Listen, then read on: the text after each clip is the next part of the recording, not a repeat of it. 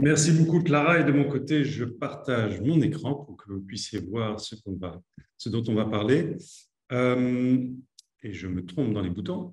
Voilà, mon nom est Steven Boucher. Je suis fondateur et animateur avec mes collègues ici présents, Élise, Victor, de l'association Smarter Together, qui se donne comme mission de partager les principes d'intelligence collective au service des enjeux publics. Alors, c'est un grand moment aujourd'hui pour nous d'être avec vous, puisqu'il y a quelques jours, et merci à Décider Ensemble et aux rencontres de nous avoir invités, il y a une quinzaine de jours, on a publié cet ouvrage que vous voyez normalement à l'écran, qui est un ouvrage en anglais, j'espère bientôt en français, mais bonne nouvelle, open access, donc libre de droit gratuitement. Vous pouvez le télécharger et on vous enverra des diapos à ceux qui le souhaitent et on vous donnera le lien. Il est accessible gratuitement, partageant énormément de connaissances sur l'intelligence collective au service de la démocratie et de la gouvernance. Parmi les auteurs, d'ailleurs, une de nos intervenantes ce soir, Stéphanie Tawalama, qui va présenter le cas qu'elle a écrit.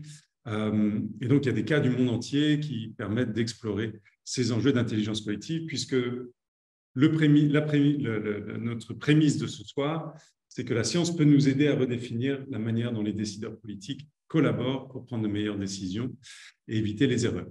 Et les émotions, là-dedans, vont jouer un rôle important. Alors, qui sommes-nous derrière? Eh bien, il y a donc cette association et à la base, moi-même et mes collègues sommes de la Société de Democracy avec une mission très similaire. Donc, pourquoi cet enjeu des émotions, angle mort de la délibération?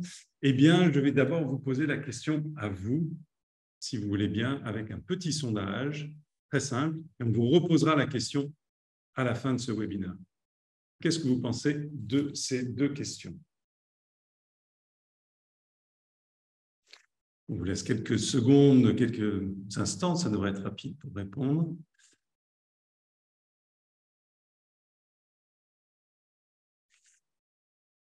Pour avoir votre sentiment et rentrer dans le sujet.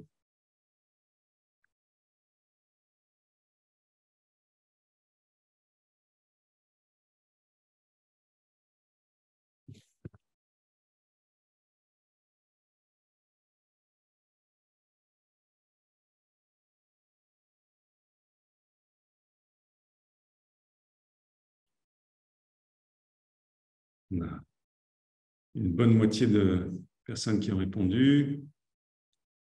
Et voilà, tout le monde a répondu. Donc, je vais partager les résultats et comme vous allez voir, ça me semble intéressant. Qu'est-ce qu'on voit? Que 2/3 quasiment exactement d'entre vous pensaient que les émotions, c'est une opportunité pour la participation citoyenne. Certains d'entre vous, quasiment à égalité avec ceux qui pensent que c'est un danger. Et que dans la participation, eh bien, quelles émotions vous associez à la participation? On voit quoi en premier? L'espoir. J'imagine, vous nous en direz plus, l'espoir des participants de permettre du changement.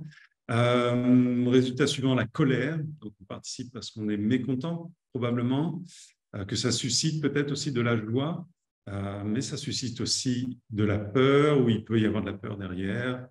Voilà, donc beaucoup d'émotions. On constate qu'il y a derrière beaucoup d'émotions. C'est intéressant de voir si ces impressions, ces sentiments ont évolué à la fin de ce webinaire. On vous posera la question de nouveau. Alors, ce qui nous a amené de notre côté à proposer ce webinaire à Décider Ensemble, eh bien, c'est que certainement les émotions sont un impensé, si l'on peut dire, ou un peu pensé, je ne sais pas si ce mot existe, de la délibération citoyenne, et pourtant elles sont là. Les raisons, les faits, on le pense, doivent être le socle de la décision politique, mais il n'y a pas que les raisons et les faits. Moi, personnellement, je suis citoyen français et américain. En tant que citoyen français, eh bien, les derniers jours, les dernières semaines ont montré que quand les émotions s'enflamment, parfois littéralement, eh bien, elles ont besoin d'être canalisées.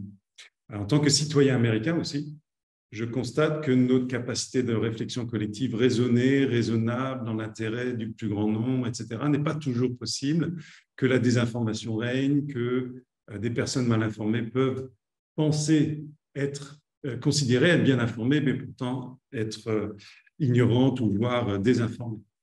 Que les fausses informations se diffusent plus loin, etc. Et en tant que parent de jeunes femmes soucieux de changement climatique et autres enjeux, eh bien, je ne peux que constater que l'éco-anxiété, je la vis personnellement et elle est très importante dans ma vie de citoyen.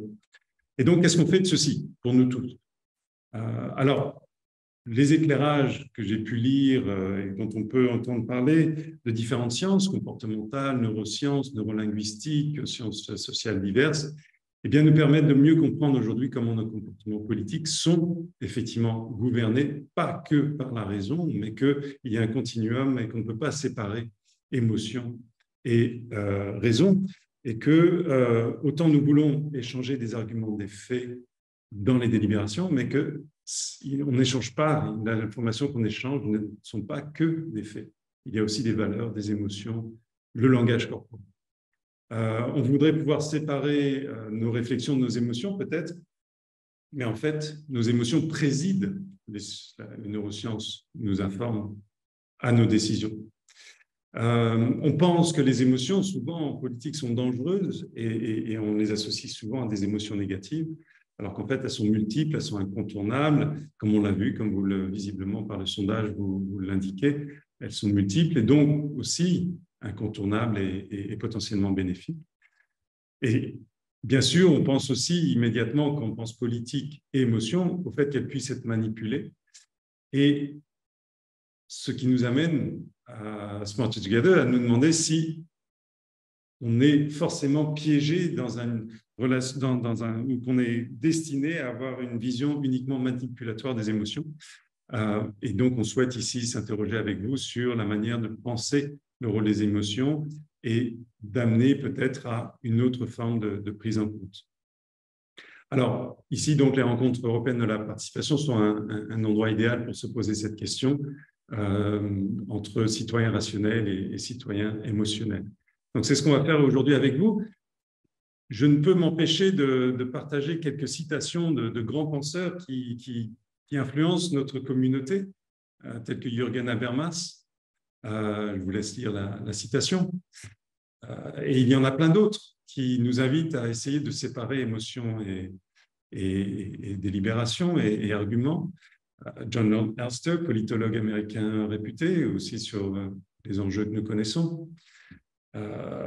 Aussi des praticiens comme Amy Gutmann, qui est diplomate américaine et aussi enseignante.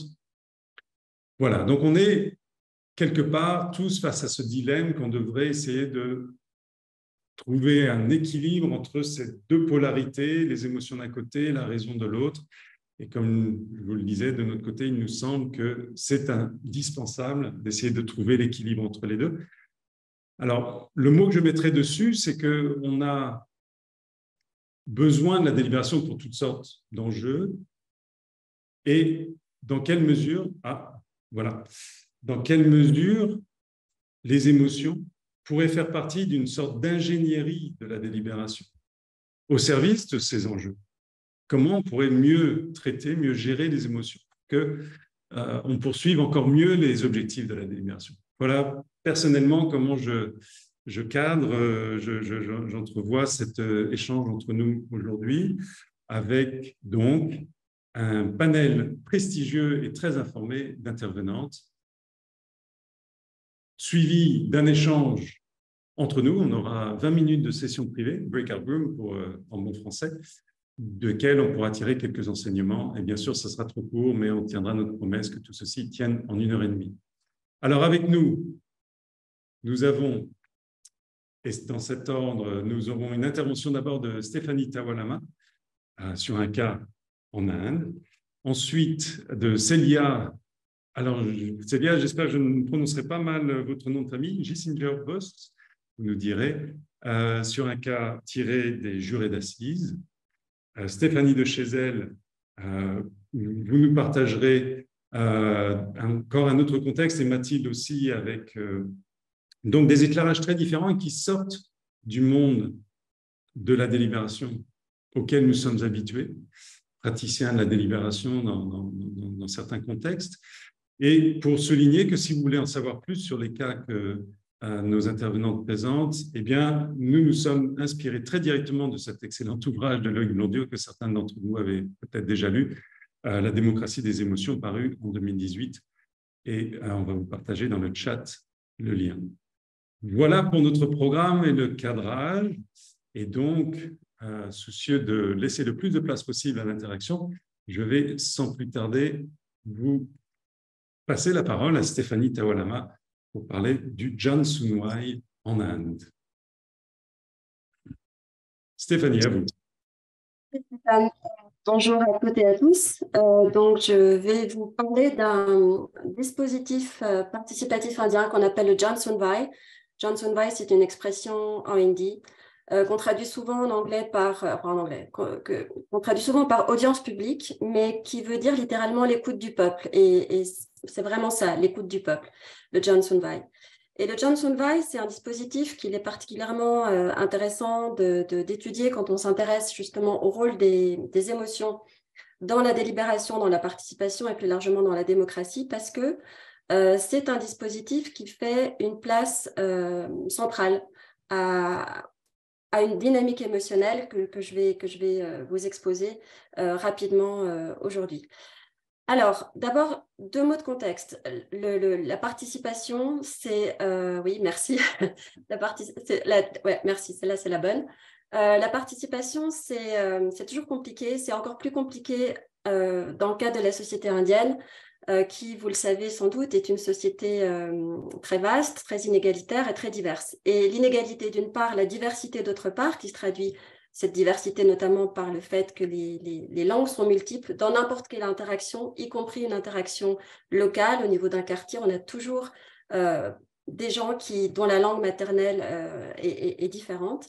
Donc, la discussion qu'implique la participation, c'est encore plus compliqué en Inde qu'ailleurs dans le monde. Et donc, c'est intéressant de voir ce qui se passe quand on veut organiser un dispositif participatif dans le contexte indien.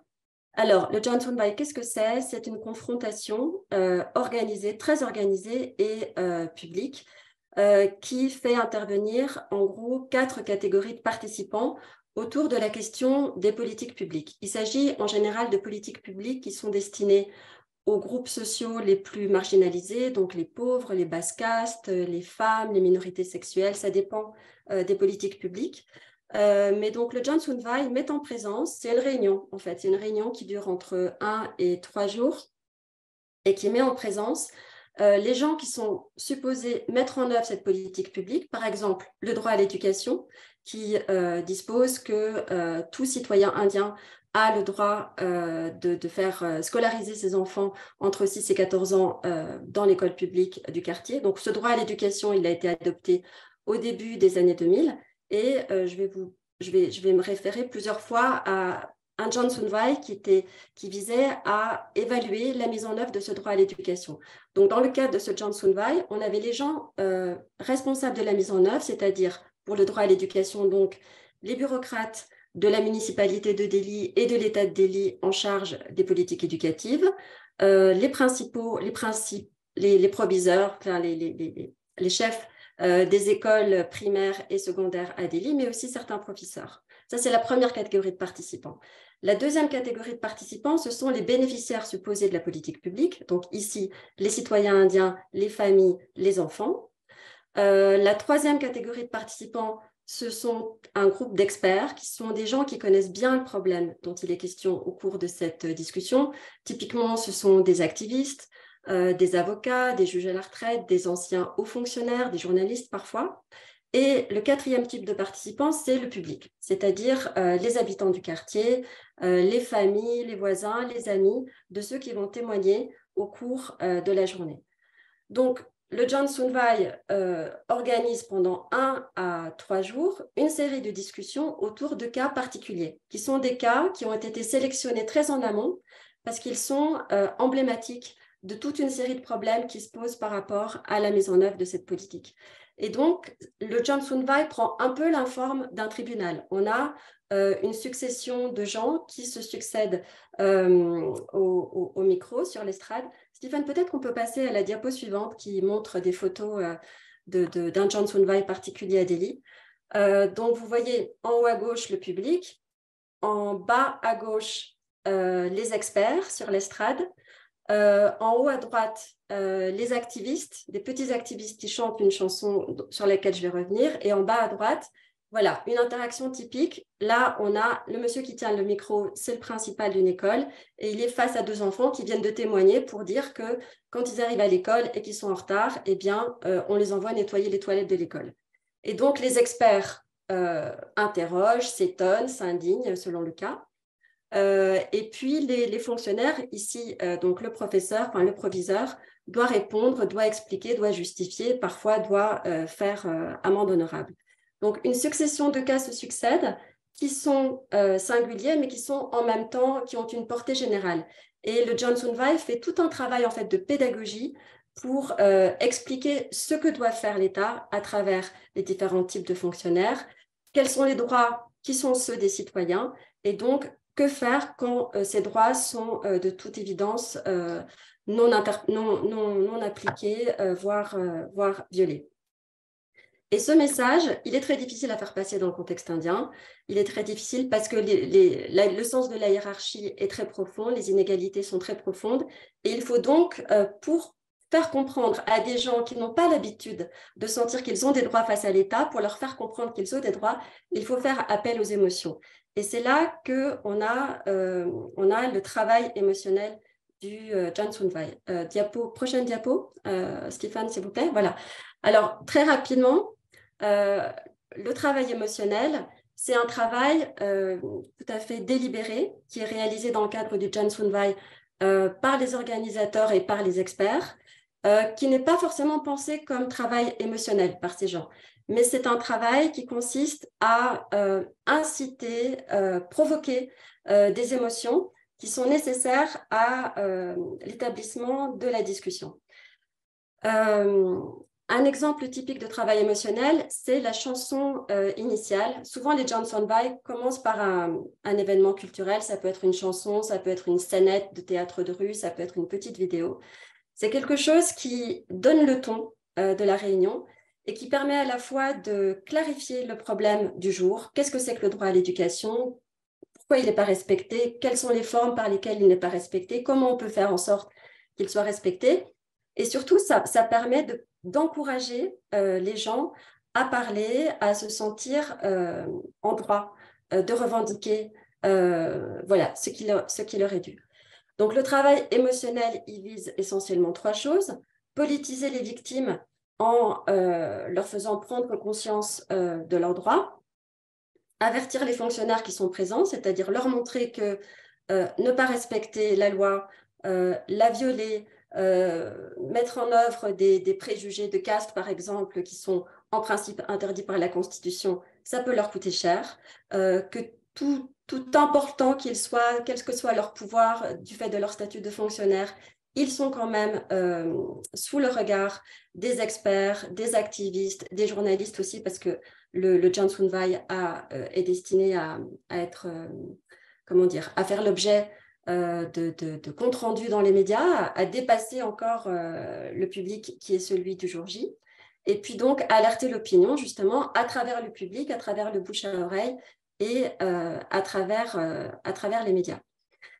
La notion de travail émotionnel, on la doit à Harley Hochschild. Vous avez ici la référence de son travail, qui est un article fondateur dans la sociologie des émotions. Harley Hochschild, elle a montré comment, c'est une sociologue du travail, et elle a montré comment les émotions sont travaillées, sont littéralement travaillées, particulièrement dans certaines professions. Et donc, c'est elle qui a vraiment posé les jalons de la théorisation du travail émotionnel. Et un autre concept qu'elle a forgé, qui est très important pour nous aujourd'hui, en tout cas pour le Johnson Weil, et j'en suis sûre aussi pour des dispositifs plus proches de chez nous, c'est celui des feeling rules, c'est-à-dire les règles de sentiment, les conventions de sentiment, ce qu'on doit penser. Par exemple, typiquement, quand on va à un enterrement, on doit se sentir triste.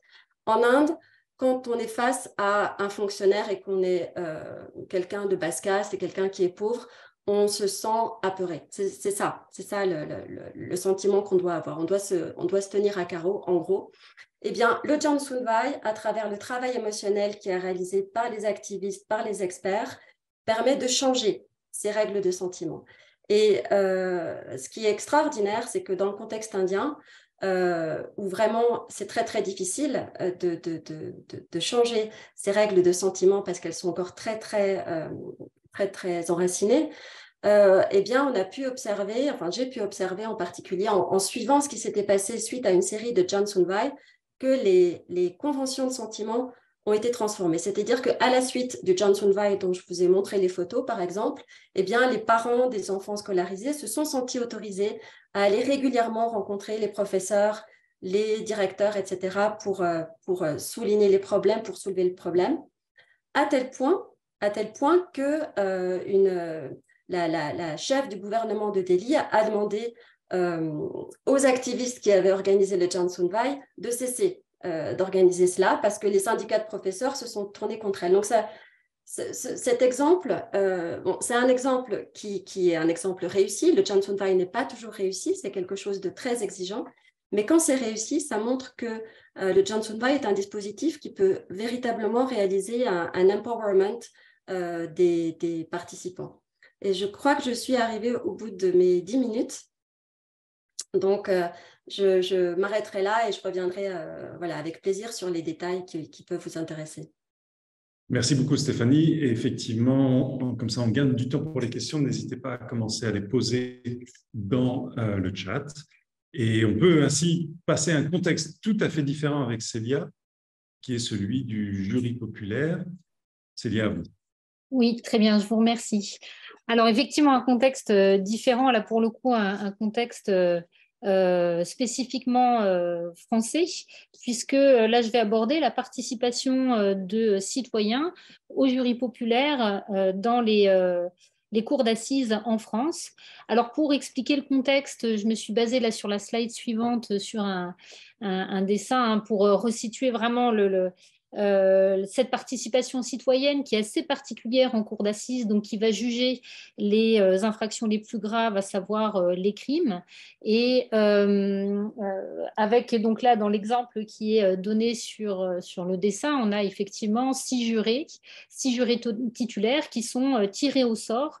Alors, il y a 3 tirages au sort hein, globalement pour arriver jusqu'à siéger aux côtés donc, du président et de ses deux assesseurs qui sont des magistrats également du siège, et jurés qui ont plus de 23 ans, inscrits sur la liste électorale avec un casier judiciaire vierge, et effectivement donc qui peuvent être aussi récusés. Alors la procédure des assises a quelque chose d'assez particulier en ça qu'elle est très complexe, millimétrée, orchestrée, voire théâtralisée. Hein. C'est notamment un des éléments que je vais aborder, cette question de la théâtralisation des émotions, parce que c'est vraiment ce qui va caractériser la place des émotions en cours d'assises. Autant l'espace que le temps est vraiment quelque chose qui s'inscrit dans une procédure qui est très spécifique. Alors, je précise également que donc ce travail-là d'entretien en particulier avec d'anciens jurés d'assises a été fait dans le cadre de ma thèse, et qu'aujourd'hui, le contexte a un petit peu changé puisqu'il y a eu entre-temps une expérimentation de cours criminels entre 2018 et 2022 et une généralisation de ces cours criminels qui remplacent en partie les jurés populaires en cours d'assises, puisque les jurés populaires en cours d'assises aujourd'hui en France ne siègent que pour les crimes dont les peines sont au-delà de 20 ans de réclusion criminelle. Donc la possibilité en tout cas d'être tiré au sort sur la liste électorale pour participer à un jury populaire est plus réduite qu'elle l'était auparavant, en tout cas au moment de l'enquête.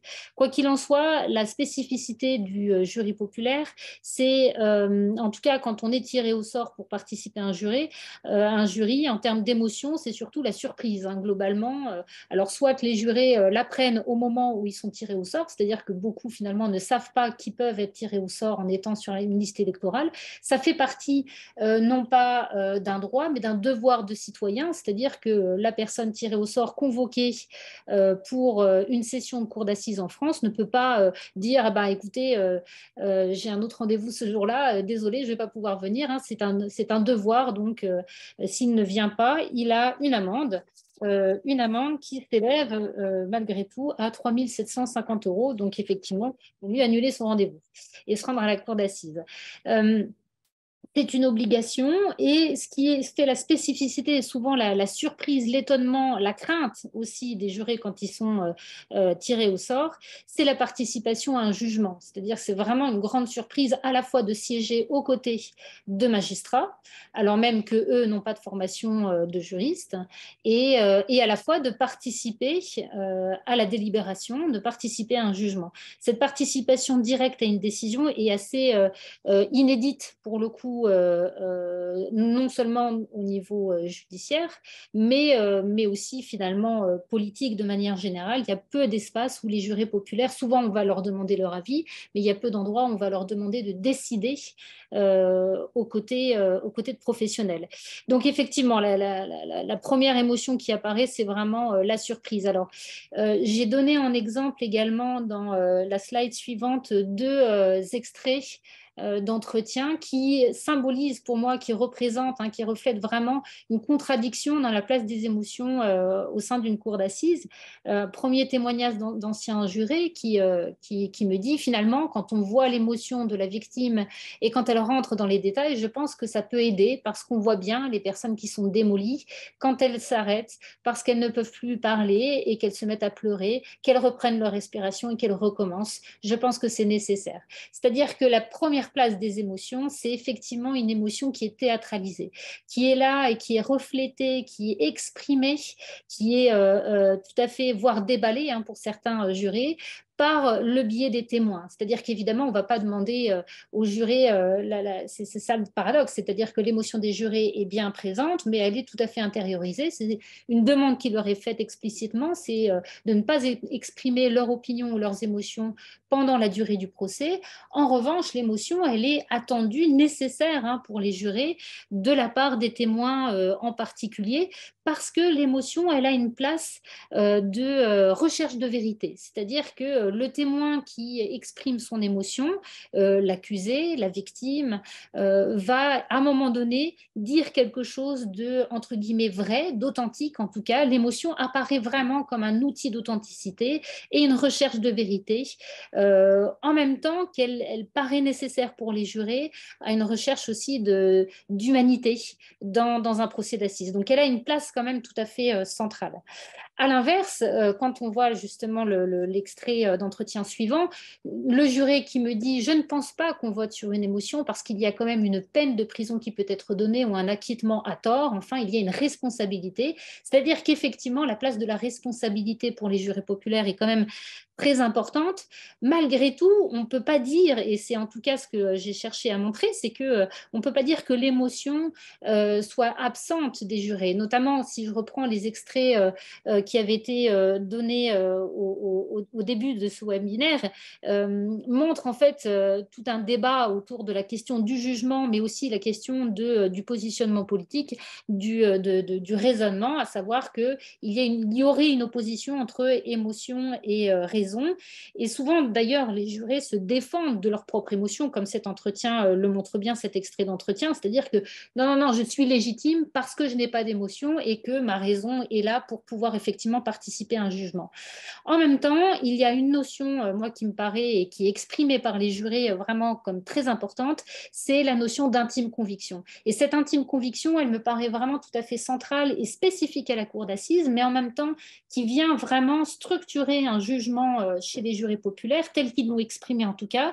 C'est-à-dire que l'intimité, l'intime conviction, on leur demande qu'une seule question, c'est la phrase qui est inscrite dans le droit, avez-vous une intime conviction ? Elle semble vouloir concilier justement la raison et les émotions, parce que l'intime, finalement, c'est ce qu'il y a dans le fort intérieur des jurés. Alors, j'aurais souhaité mettre plein d'extraits d'entretien, mais en 10 minutes, c'est compliqué.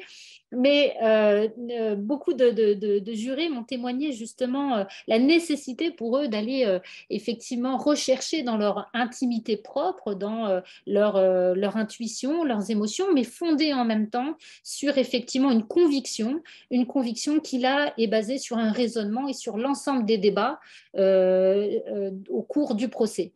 Et donc pour conclure, parce qu'il me semble être déjà quasiment 2 minutes, tout à fait, pour conclure, en fait, pour moi, la place des émotions pour le citoyen qui participe à un jury populaire, c'est faire l'expérience justement de ce changement constant d'émotions, d'opinions, de faits. Et finalement, il traverse finalement les débats en changeant en permanence finalement de raisonnement et d'émotion. Et c'est finalement ce changement permanent entre l'intime et entre la conviction et revenir vers l'intime pour revenir vers la conviction, qui à un moment donné vient structurer un jugement et leur donner effectivement le sentiment que oui, ils se basent sur des émotions parce qu'ils en traversent nécessairement, et en même temps, oui, ils ont aussi un raisonnement et ils sont en capacité d'avoir une conviction au bout du compte qui est à l'opposé justement de ce qu'ils ont nommé un jugement à l'emporte-pièce.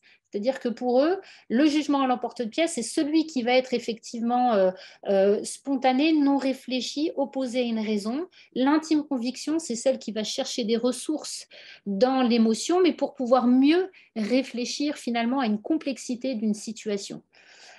Et je m'arrêterai là et je vous remercie et j'aurai également évidemment plaisir à pouvoir approfondir ces éléments-là dans les ateliers.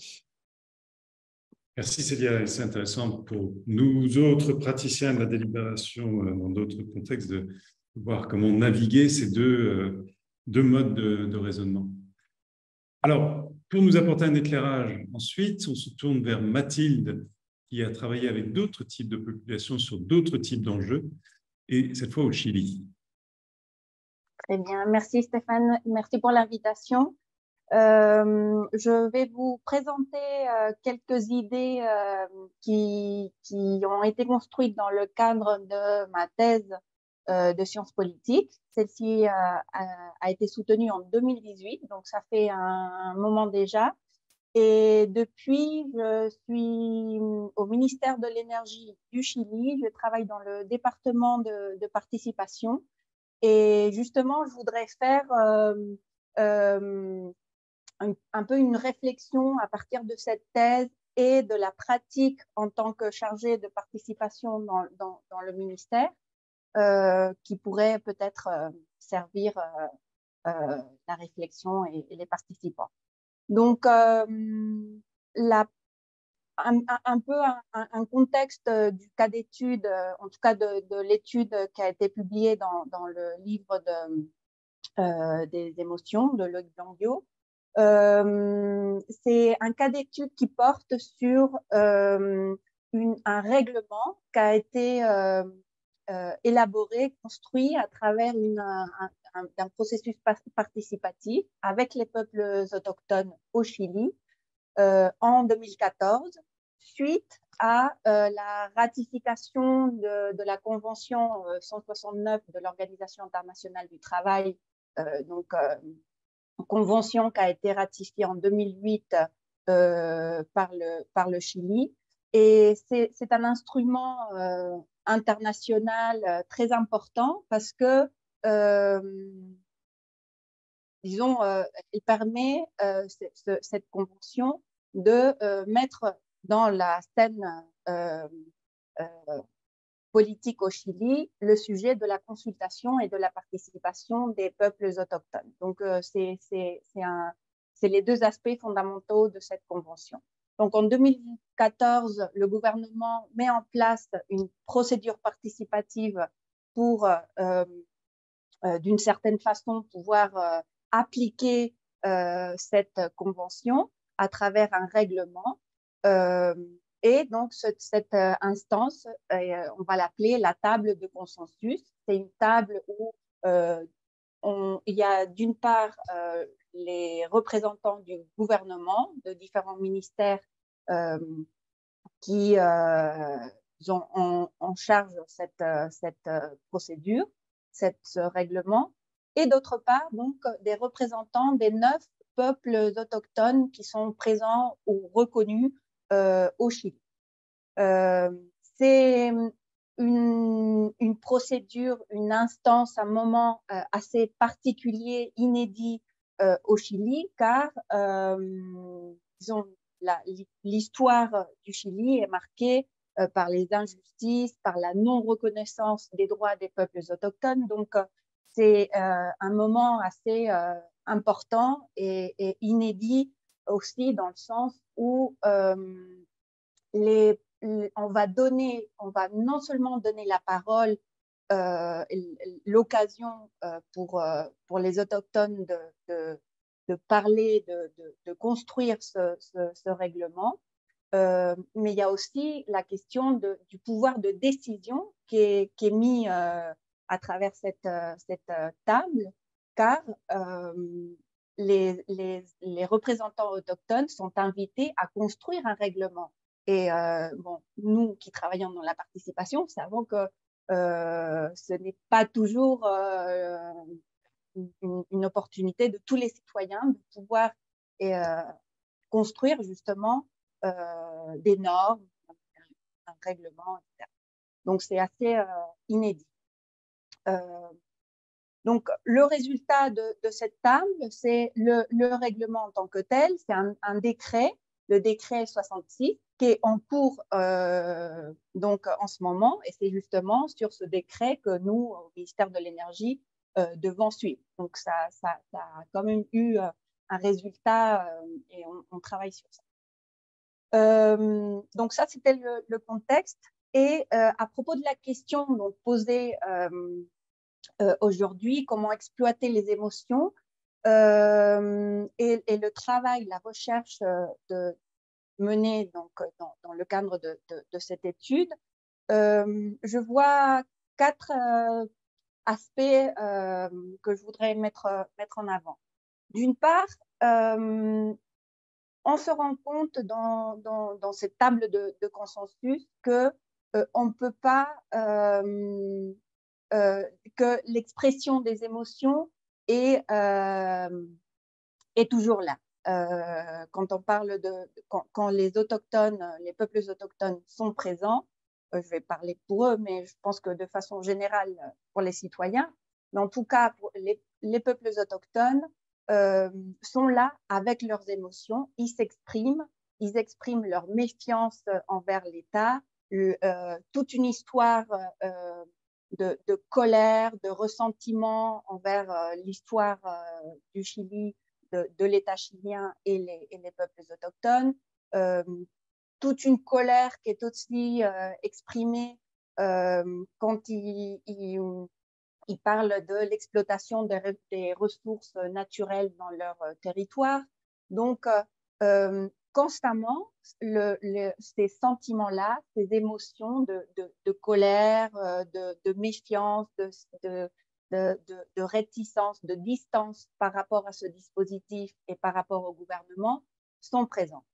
Donc, dans cette table de consensus, ces émotions sont constamment exprimées. Et ce qu'on a vu ou essayé de faire après, disons, dans la pratique, c'est qu'on travaille les méthodologies participatives de façon à prévoir justement un temps pour cette expression de la colère, de la méfiance. On appelle un temps de catharsis, d'expression justement, qui peut durer toute une matinée, qui peut durer la matinée ou une journée, mais en tout cas, on prévoit cette expression pour ensuite laisser un espace où, de façon plus soulagée, les personnes, une fois qu'ils ont exprimé cette colère, peuvent passer à autre chose. Donc là, il y a eu un apprentissage à ce niveau-là, de vraiment prévoir un moment dans la méthodologie de participation pour l'expression de ce type de sentiment.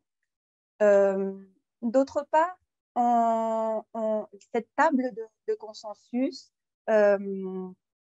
a eu lieu dans un grand hôtel dans le centre-ville de Santiago, un hôtel, une chaîne qu'on voit un peu partout dans le monde, sans aucune identité particulière, avec des tables et des nappes blanches, donc tout très sophistiqué, pour le dire d'une certaine façon, ou très cadré et un peu une scène le plus neutre, entre guillemets, possible.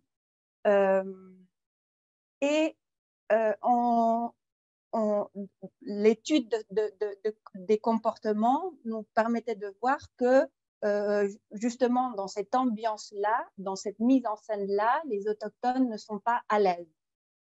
Ils ne sont pas assis comme ils sont assis d'habitude. C'est pas un contexte qui leur convient.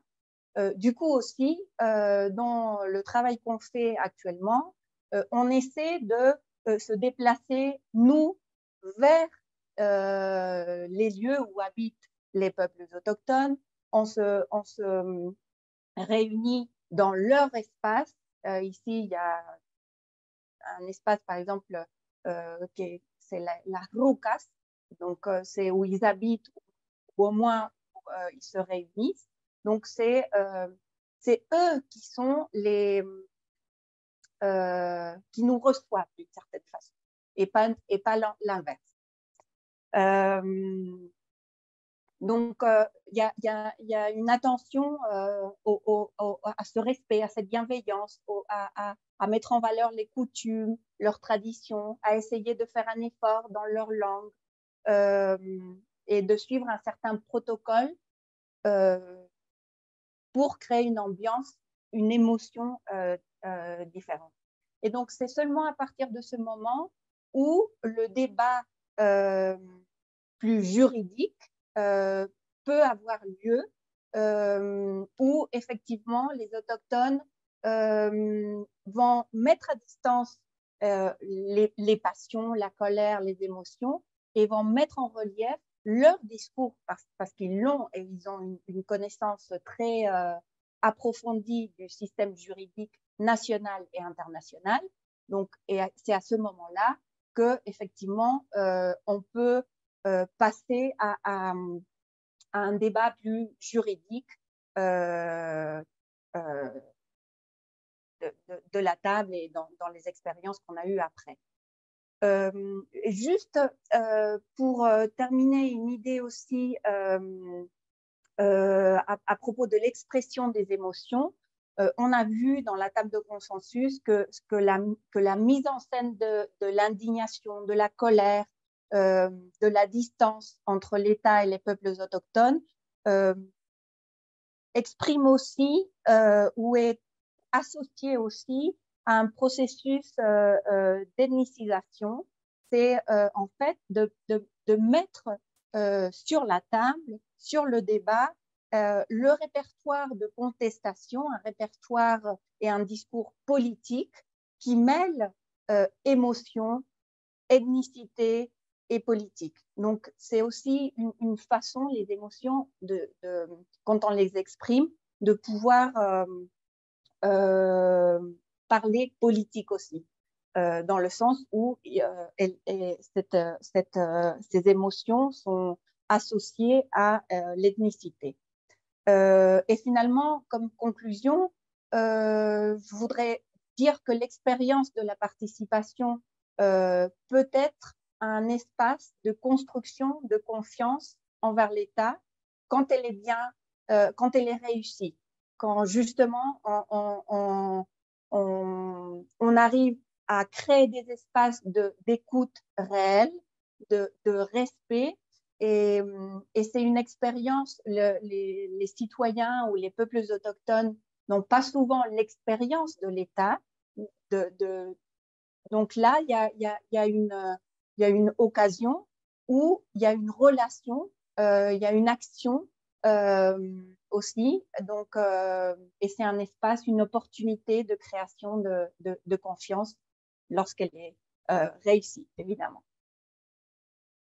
Merci beaucoup, Mathilde. Et ceci me fait penser qu'aux côtés des concepts de légitimité de processus, d'impact d'input. On devrait peut-être développer le concept de légitimité émotionnelle de l'action publique et que l'exemple que vous donnez montre qu'on peut développer des savoir-faire. Le cas que vous racontez aussi, je me permets de partager, me fait penser à récemment, je travaillais en Guinée-Conakry, ils m'ont fait part de l'alliance à plaisanterie au Burkina Faso, où dans des cas de contexte difficile, eh bien, la communauté va commencer par s'insulter de manière ritualisée pour vider son sac émotionnel avant de commencer effectivement à s'attaquer au sujet. Alors, dans un contexte très différent, et on sait qu'en France, on a du mal avec l'installation parfois de projets d'infrastructures éoliens ou autres, et on sait que ça peut susciter énormément d'émotions très intenses. Stéphanie, qu'est-ce que vous avez découvert dans ce contexte que vous pouvez nous partager aujourd'hui? Merci de l'invitation. Donc, effectivement, moi, je me suis intéressée pendant quelques années aux mobilisations, plutôt de résistance, de contestation à l'égard de projets de déploiement des énergies dites renouvelables sur des terrains français, un petit peu italiens, mais ici, je vais surtout invoquer un dispositif français qui n'existe pas en Italie, qui n'existe pas dans la plupart des pays du monde, d'ailleurs.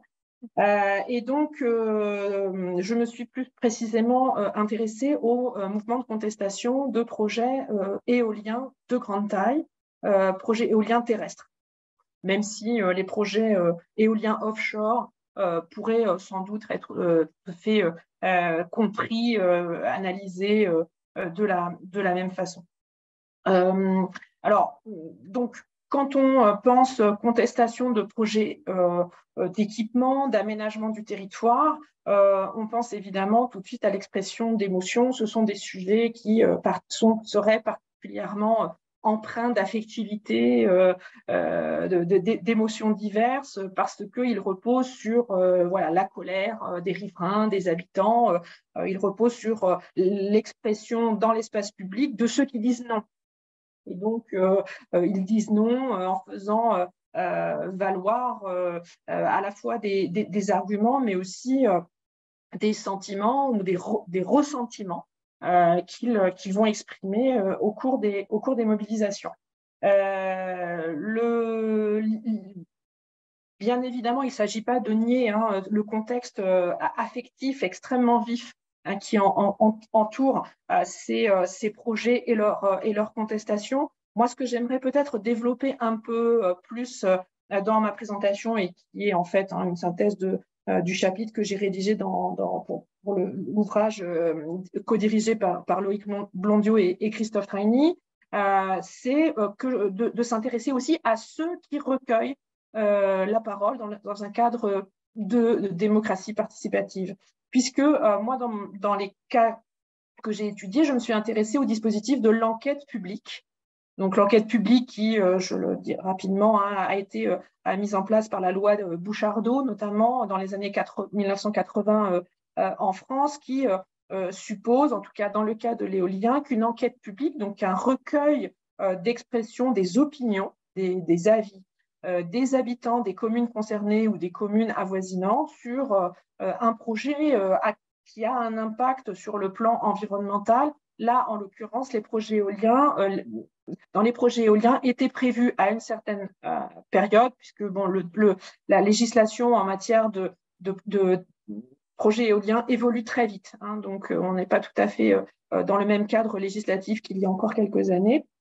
Une enquête publique était nécessaire parce que les éoliennes de grande taille sont considérées comme des installations ICPE, donc les installations classées pour l'environnement, et tout projet ICPE nécessitait donc l'organisation d'une enquête publique.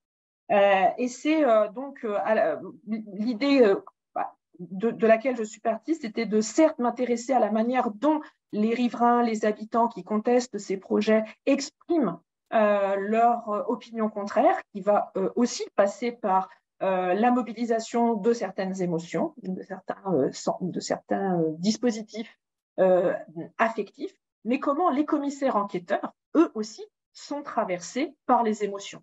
Car souvent, l'idée qui préside, c'est que les émotions ne seraient que d'un côté.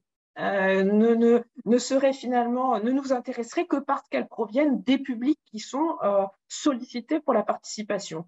On évacue un peu trop souvent, un peu trop rapidement de l'analyse ceux qui sont censés animer les débats ou recueillir la parole seraient au pire des robots totalement dépourvus d'affectivité ou au mieux des surhommes ou surfemmes qui seraient tout à fait en mesure de gérer les émotions d'autrui, leurs émotions, et rendraient par exemple des rapports ou des avis dénués de toute dimension affective.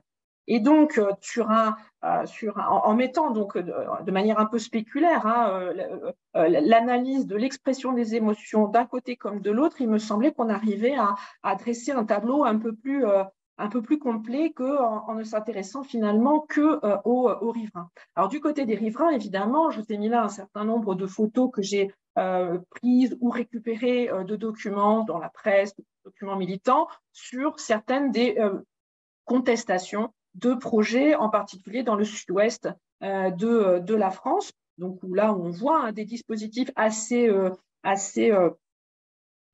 classiques de mobilisation de riverains contre des projets d'équipement, donc l'organisation de manifestations dans l'espace public, l'expression à travers des slogans sur des pancartes, sur des affiches.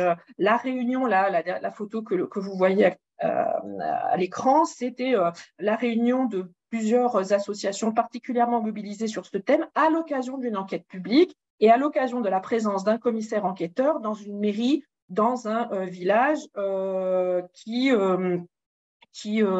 comporte en temps ordinaire une soixantaine d'habitants. C'est aussi pour vous donner la taille des communes concernées. Donc, avoir devant la mairie une vingtaine de personnes motivées pour participer à une enquête publique dans un village qui en compte une soixantaine, ça donne aussi une idée de l'exceptionnalité, en fait, de l'expression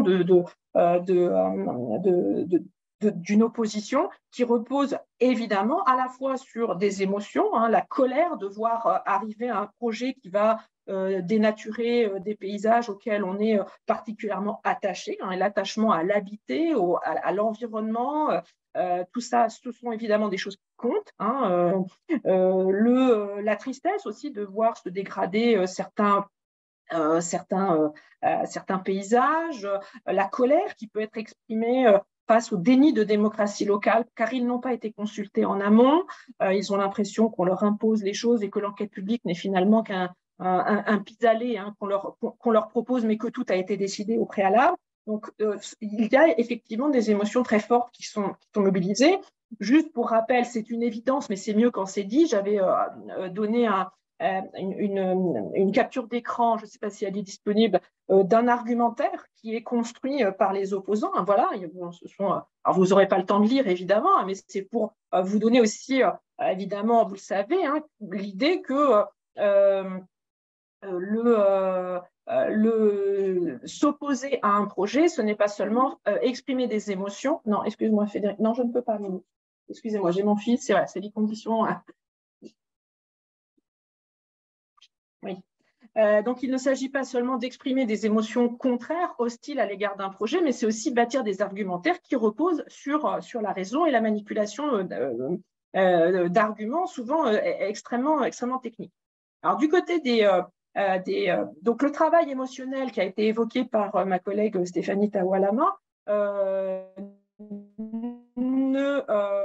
est nécessaire du côté des habitants pour paraître crédible, audible et légitime lors de l'expression de leur bonne raison de s'opposer à tel ou tel projet face à un commissaire enquêteur. Du côté des commissaires enquêteurs, ce qui est absolument passionnant, c'est de voir que d'un côté, les injonctions qui leur sont faites par les préfectures, c'est souvent elles qui les nomment, ou les tribunaux administratifs, c'est d'être neutre, objectif, évidemment de ne pas faire valoir leur propre position, leur subjectivité dans le cadre de l'enquête publique. Et alors, effectivement, ils parviennent justement par un travail émotionnel qui passe aussi par la posture corporelle lorsqu'ils recueillent les avis des habitants.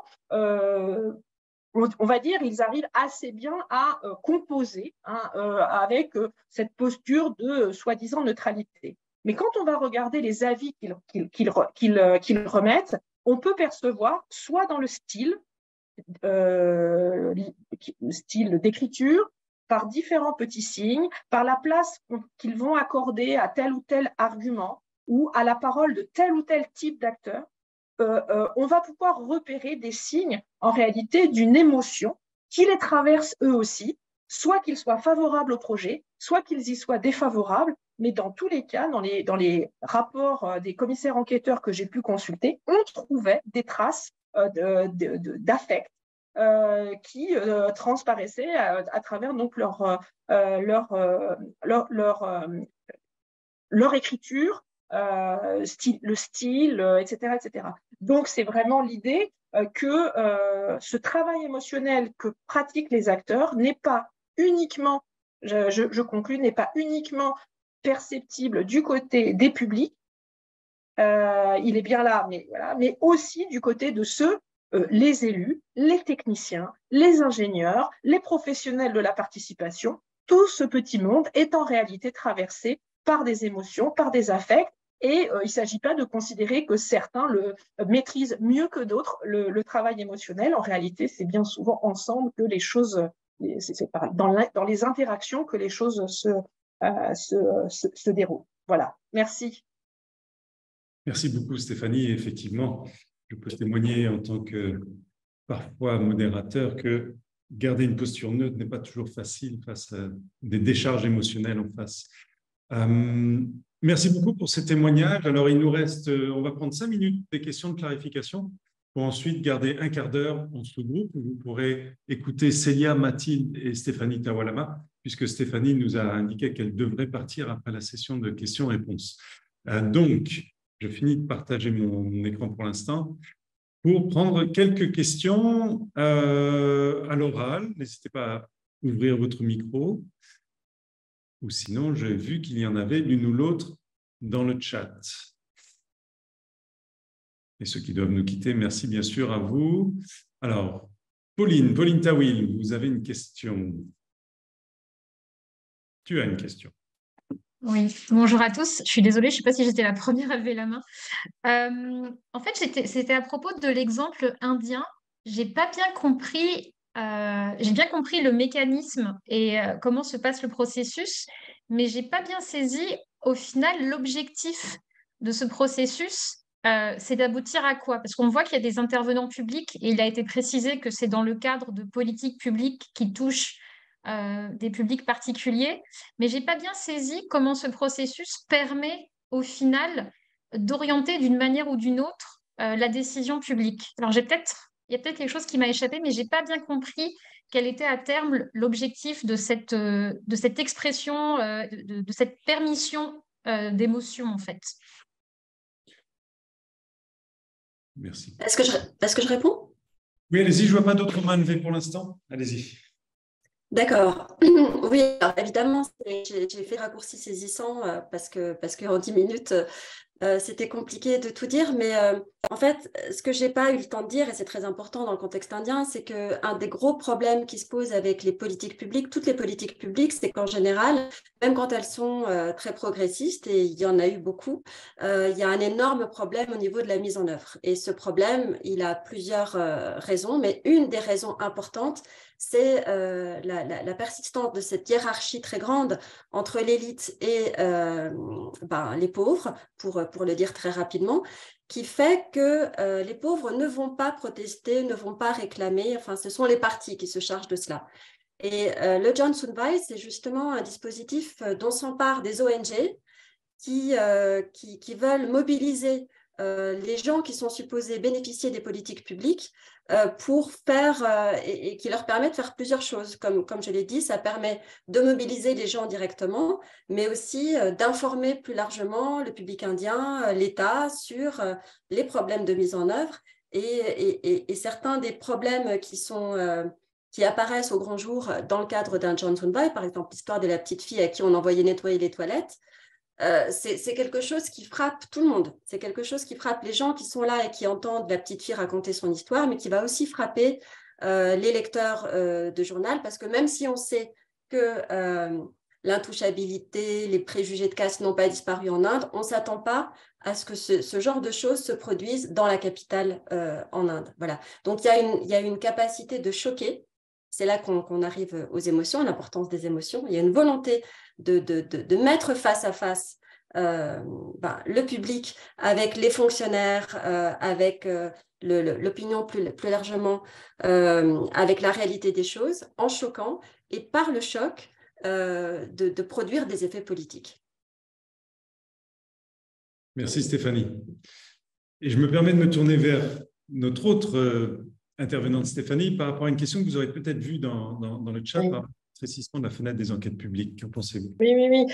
Effectivement, c'est un processus qu'on constate depuis un certain nombre d'années, c'est-à-dire que face justement à la contestation des projets éoliens, c'est en particulier l'éolien qui cristallise le plus d'opposition, le photovoltaïque beaucoup moins en comparaison.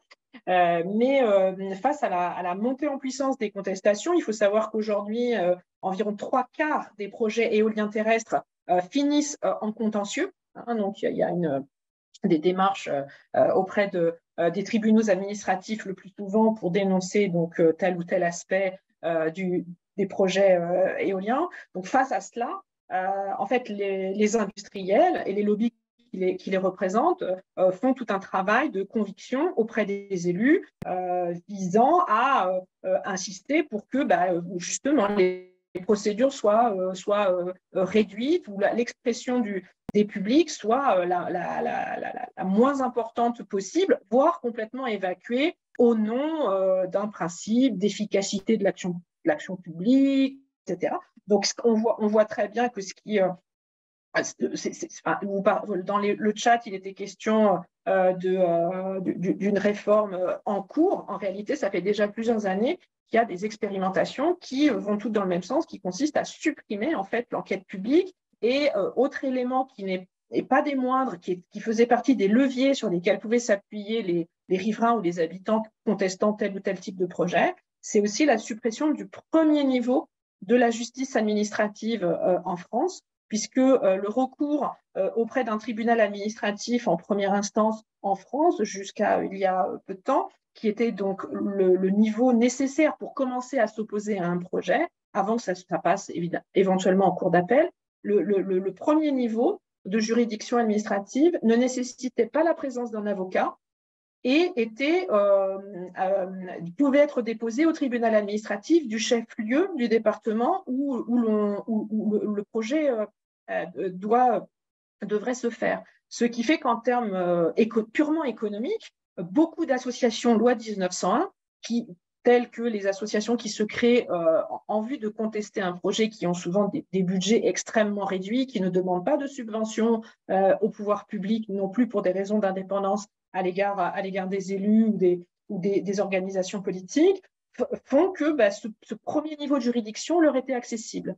La double évolution de la suppression ou de la réduction à la portion congrue de l'enquête publique d'une part et la suppression de ce premier niveau de juridiction administrative d'autre part fait qu'en fait c'est la parole de ceux qui diraient non qui est en réalité muselée derrière les mots d'ordre d'efficacité de l'action publique, de réduction de la bureaucratie, je reprends la terminologie qui est souvent utilisée. Donc, il n'est pas politique, je pense, il n'est pas subjectif de considérer que cela réduit la possibilité pour les citoyens d'exercer un droit de regard, un droit d'évaluation des projets qui les concernent, puisque souvent c'est sur la commune dans laquelle ils résident.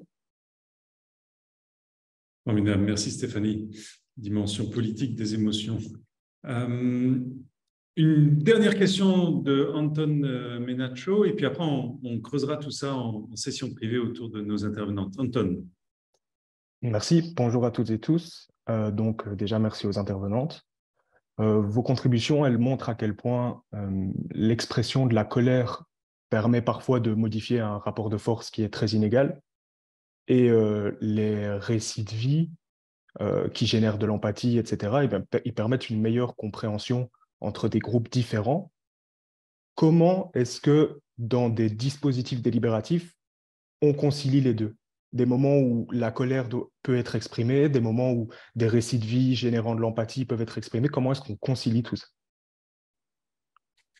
Et si je peux me permettre d'ajouter, comment on passe de la colère à la construction sans que cette colère crée de l'antagonisme dans la salle, etc. Enfin, effectivement, c'est explosif.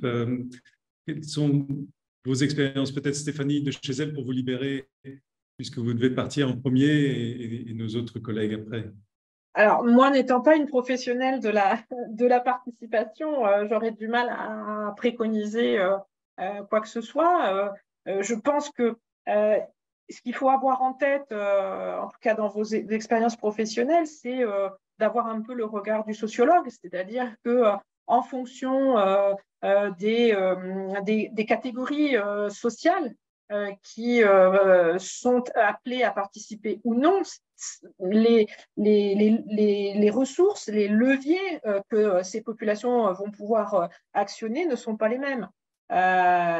Et donc, la maîtrise de l'oralité, la maîtrise de l'écriture, de la même façon que ce travail émotionnel est inégalement distribué dans la société. Alors, il ne s'agit pas non plus en disant cela de considérer que parce qu'ils sont pauvres, ils n'auraient que des émotions à exprimer et ne seraient pas en capacité, dans le cas que travaille Stéphanie Tawalama, ne seraient en capacité que d'exprimer des émotions à travers la chanson, parce que ce serait exprimer aussi un jugement de classe à l'égard des catégories socioprofessionnelles les moins dotées de ressources scolaires, etc. Dans les catégories sociales les plus, soi-disant, les plus élevées, il y a aussi beaucoup d'émotions. C'est juste qu'elles s'expriment différemment, qu'on a appris, parce qu'on a été socialisé comme ça dans son milieu d'origine, à les montrer différemment, à les montrer dans d'autres cadres, à s'auto-censurer différemment.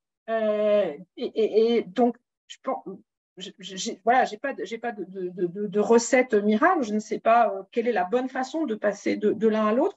Mais en tout cas, ce qui est certain, je pense que ce que nos travaux montrent, c'est que la dimension émotionnelle est toujours associée à l'argumentaire, à l'argumentation. Ces deux volants en fait vont de pair. Et c'est en argumentant que l'on peut aussi parvenir à une expression émotionnelle, ou c'est à partir de l'émotion qu'on peut bâtir un argumentaire. Je ne suis pas certaine qu'il n'y ait qu'une seule façon de procéder, et en tout cas pas une bonne façon de procéder, mais que, en revanche, recueillir la parole, les avis des habitants, des riverains, c'est quelque chose qui fait partie des démocraties, aussi différentes soient-elles dans un pays d'un pays à l'autre. Mais ce qui, à mon sens, ce n'est pas de notre ressort en tant que chercheur, et je ne suis pas sûre que ça soit non plus du vôtre, ce qui me semble aussi important, c'est la suite. C'est-à-dire que ce qui s'est déroulé, en tout cas en France ces dernières années, c'est quand même la multiplication de dispositifs participatifs qui, pour une partie d'entre eux, n'en sont restés qu'à des effets d'affichage. Donc, émotion, raison, on peut être aussi performant qu'on veut. Si derrière, ça n'infléchit pas la décision publique, si ce n'est pas pris en considération dans la production de normes ou de politiques publiques, ça risque de renforcer peut-être des émotions négatives qui, justement, grâce à la participation, permettraient d'être enchâssés dans des échafaudages argumentatifs qui permettent de dépasser une situation individuelle très personnelle et d'aboutir à un discours qui monte en généralité, qui permet d'accéder à des questions d'ordre plus universel ou à toucher du doigt l'intérêt général. Voilà. Rappel fondamental. Merci Stéphanie. On vous libère. Merci beaucoup et courage pour cet agenda très chargé. Je propose qu'on poursuivre la réflexion autour de cette question, si vous le souhaitez, d'Anton, très intéressante sur cette gestion des colères, en sous-groupe, autour de Mathilde, Stéphanie et Célia, et qu'on explore dans ces sous-groupes, eh bien, comment ceci s'applique dans vos contextes. Et c'est une discussion libre, voyons ce qui émerge, et dans 10 minutes, on revient en plénière, on partagera l'un ou l'autre enseignement. On vous invite donc à cliquer en bas de votre barre Zoom, vous verrez rejoindre une session privée, join a breakout room, et je ne sais pas dans quelle autre langue vous l'avez peut-être. Et là, vous choisissez si vous voulez échanger avec Stéphanie, Mathilde ou Célia. Et donc, vous cliquez, et dans 10 minutes, on vous ramène en plénière. À tout de suite.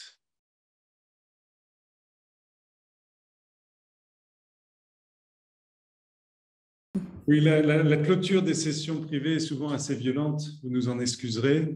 Alors, très rapidement, on va partager chacun ce qu'on a entendu dans nos salles, mais ça va forcément être rapide et ceci est une invitation à continuer par d'autres canaux la discussion. Alors, personnellement, ce que j'ai entendu, c'est que faire communiquer des émotions positives, on sait faire. Les émotions négatives, c'est là que c'est souvent difficile. Mais les positives, ça pose aussi des enjeux. Que les techniques du travail social peuvent être mobilisées dans la participation très efficacement et que Stéphanie nous a expliqué que le travail émotionnel dont elle a parlé ne visait ni à disqualifier ni à valoriser les émotions, mais vraiment effectivement à les travailler. Ça prend du temps en amont pour passer pour passer de l'éruption à l'expression émotionnelle. Et donc, ça nécessite des répétitions, développer le courage de personnes qui ne s'en ressentent pas de communiquer, etc. Voilà quelques mots que j'ai entendus. Victor, dans votre sous-groupe, qu'as-tu entendu? Oui, il y a une métaphore, je trouve, assez élégante qui s'est exprimée, dire ne pas tenir compte des émotions, ça serait comme ne pas tenir compte du temps qu'il fait le matin pour s'habiller avant de sortir, quoi. Sortir en Marcel pour aller sous la neige, voilà, ça n'a pas de sens, quoi. Donc, une nécessité très forte de tenir compte des émotions comme préalable à la discussion. Et puis, il y a aussi, voilà, comme toi, le fait que l'expression d'émotions négatives est souvent, les personnes qui expriment ces émotions sont blacklistées, sont mises à l'écart de la discussion. On peut même mettre en garde, dire attention, on n'invite pas tel ou tel groupe qui vont exprimer des émotions fortes, etc. Et Mathilde, là-dessus, nous a donné une piste de réflexion intéressante sur la prise en compte de ces émotions négatives, de dire peut-être qu'un moyen, ça serait de les écouter et puis d'essayer de les traduire, de voir qu'est-ce que ça traduit. Cette émotion négative, qu'est-ce qu'elle traduit comme inégalité, voilà, de finalement avoir une traduction rationnelle ensuite des émotions. Je ne sais pas si Mathilde, je l'exprime correctement, tu pourras peut-être me corriger. Merci beaucoup, Victor. Anton et Élise, si on regarde l'heure, il nous reste 1 minute, on pourra peut-être se permettre de déplacer de 2 ou 3 minutes. Qu'avez-vous entendu avec Célia, retenu de l'échange avec Célia? Anton, vas-y. Donc, très vite fait, je veux dire, ce qui a été fondamental dans la bonne capacité des jurés dans la cour d'assises à faire face à des émotions qui sont parfois très difficiles et aussi contradictoires, sans avoir été formés pour, eh bien, c'est notamment la présence de 3 registres de communication dans les cours d'assises, c'est-à-dire le registre des faits, celui des opinions et celui des émotions. Et donc, la présence de ces 3 registres-là a été, si je ne dis pas de bêtises, et on me reprendra si c'est le cas, mais a été très importante dans le fait que les jurés aient montré une bonne capacité à faire face à ces émotions difficiles et contradictoires. Merci. Et oui. Si je peux rebondir là-dessus aussi, je pense que ce qui a été intéressant qui a été dit dans notre salle, c'est aussi que il faut pas sous-estimer le cadre de l'expression des émotions. Et dans le cas donc des jurés, ce cadre a été assez déterminant parce qu'en fait les personnes réunies dans cette salle au sein d'un juré ont compris l'ampleur de la tâche et donc ont su mobiliser les émotions pour arriver à une intime conviction. Et donc ça, c'était vraiment le point important. Ce qui m'a fait d'ailleurs penser, donc, enfin, on est dans un processus aussi de responsabilisation. Et donc Célia Kissinger a dit de manière très intéressante, on n'est pas seulement dans un espace juridique, mais on arrive même en fait à un espace politique à travers les jurés, parce qu'il y a une prise de conscience du devoir citoyen. Voilà. Je vais m'arrêter là. Mais donc l'importance du cadre et de la symbolique aussi, parce que forcément, si on touche aux émotions, on touche à la symbolique. Eh bien, c'est un tourbillon de réflexion qui ouvre tellement de fenêtres pour continuer la discussion. Je nous laisse, je pense, certainement sur des émotions de frustration et aussi d'envie et d'enthousiasme. En tout cas, c'est ce que je ressens. Avant de laisser le dernier mot à nos 3 intervenantes, je voudrais repartager notre petit sondage. On peut faire les deux en même temps, hein. On sait tous multitasker, on est habile à ceci. Et donc, voilà, cliquez et on va voir les éventuelles différences après cet échange. Et donc, Célia, Stéphanie, Mathilde, est-ce que vous avez quelques réflexions avec lesquelles vous voudriez qu'on parte? Parmi toutes celles que vous voudriez partager. Oui, juste une réflexion avant de partir, dans le sens de la du dialogue qu'on a eu à la fin, d'essayer de voir derrière la colère qui peut être exprimée par les citoyens, quelle est donc l'injustice qui provoque cette colère, quel est le droit humain, quel est le droit fondamental qui n'a pas été respecté, qu'est-ce qu'on peut faire de mieux, donc d'essayer de faire cet exercice de traduction, de passage de la colère à une injustice et donc à un droit humain qui n'est pas respecté. Et avec ceci, je dois dire au revoir, on m'attend à côté. C'est une très belle réflexion pour finir. Merci beaucoup Mathilde qui nous a rejoint du Chili et on vous souhaite beaucoup de bonnes choses pour la continuation de votre travail. À bientôt Mathilde. Merci beaucoup à vous. Au revoir. Stéphanie, peut-être, quel serait votre parting thought, votre réflexion pour nous quittant? Je vois juste dans le commentaire, dans la discussion, que Franck a dit que l'espoir n'est pas une émotion mais un sentiment, et là il nous renvoie à de vastes débats sur des gens qui étudient les émotions, mais je pense que ce qui est important pour nous, c'est que l'espoir comme la colère, comme la peur sont des émotions politiques qui sont fondamentales, qui orientent toute la vie politique. Et du coup, bon, la participation, comme les autres formes de la démocratie, se doivent de les prendre en compte et de travailler sur elles et avec elles. Aussi une belle pensée, il me semble. Et Célia, quelle serait la vôtre? Alors, la mienne, en une phrase, toutes les émotions sont bonnes parce que les émotions sont un moyen et qu'elles passent par une méthode et une médiatisation pour la mettre au service de la participation. Formidable, ça me semble aussi très beau et c'est intéressant, vous verrez dans le sondage, on est passé alors l'échantillon n'est plus exactement le même, mais plus aucun d'entre vous semble penser que les émotions sont un danger. Et certains hésitent peut-être encore, mais pour beaucoup, c'est aussi une opportunité. Et quant au registre d'émotions que l'on peut voir, eh bien, je pense détecter encore plus de richesse dans les émotions possibles.